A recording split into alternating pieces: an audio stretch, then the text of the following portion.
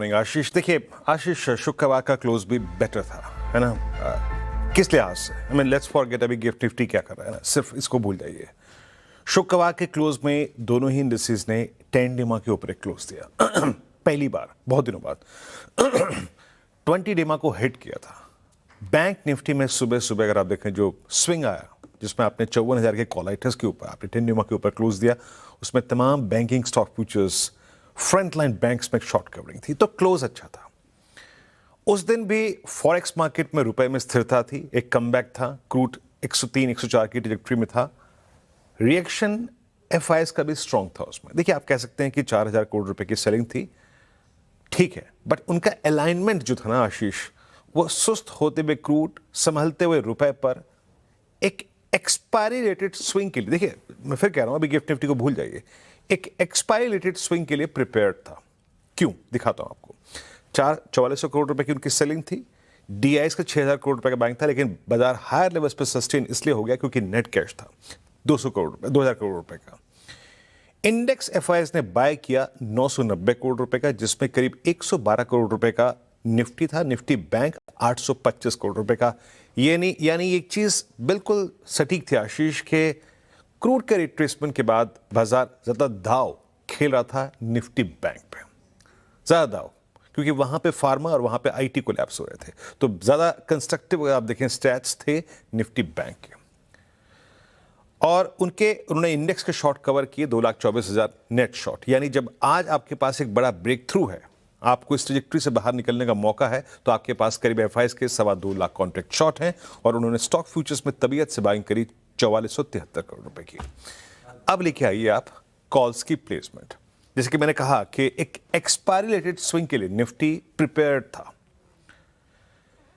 23,800 पे, 23,700 पे, 23,600 पे, इवन दो निफ्टी का क्लोज आया था 700 के आसपास, 800 पे अगर आप देखें तो एक अच्छी पोर्ट राइटिंग विजिबल थी, 700 पे, 23,600 पे। आउटस्टैंडिंग वाइज कॉल के कंपैरिजन में बहुत स्ट्रांग थे। एक और चीज आपने देखी होगी एफआईएस के स्टैट्स में, जो कि मैं शायद जिक्र करना भूल गया, माफी चाहूंगा उसके लिए। कॉल शॉर्ट कवर थी, लॉन्ग कॉल 90,000 और पुट शॉर्ट 27,000। अब उसको जोड़ के देखिए, इससे 24,800 और 25,000 की कॉल में शॉर्ट कवर, और अच्छा माफ कीजिएगा 24,000 की स्ट्राइक में, और नीचे अगर आप देखें पुट्स में स्ट्रांग राइटिंग। अब लेके आइए पिरामिड्स को, पिरामिड्स स्क्रीन पे रखिएगा। 24,000 की कॉल का शॉर्ट कवर, 23,900 की कॉल का शॉर्ट कवर, 23,800 पे पुट राइटिंग, और मैक्सिमम आउटस्टैंडिंग वाइज 24,000 पे प्लेस्ड है। लेवल्स लेके आइए। देखिए आशीष, सब्सटेंशियल गैप अप है। ये लाजमी है कि अगर आप एक ट्रेडर हैं, डी ट्रेडर हैं, आपको अपने रिस्क रिवॉर्ड रेशो का ख्याल रखना पड़ेगा। मैं जहां पे खड़ा हूं प्रीवियस क्लोज के मुताबिक 23,719 पे जो मैक्सिमम विजन नजर आ रहा है, वो लास्ट लेवल है 24,013, and that's called call writers zone और 50 डे एक्सपोनेंशियल एवरेज। RS1 की ट्रैजेक्टरी लेके आइए प्लीज स्क्रीन पर। Trade level to level, please risk reward ratio ख्याल रखिएगा, बट जो यहां से आखिरी लेवल मेरे को नजर आ रहा है वो है 24,013। 24,013 इज 50 डेमा और last call writers zone.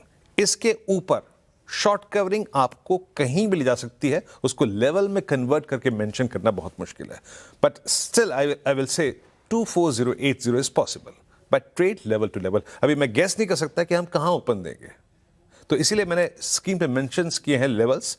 809 and 852 is Friday swing high and 20 day exponential average. आप इसके ऊपर सस्टेन करते हैं तो आप लेवल टू लेवल यहां जाएंगे 24013, यहां लास्ट लेवल मेंशन कर रहा हूं, but above that short covering आपको कहीं भी ले जा सकती है।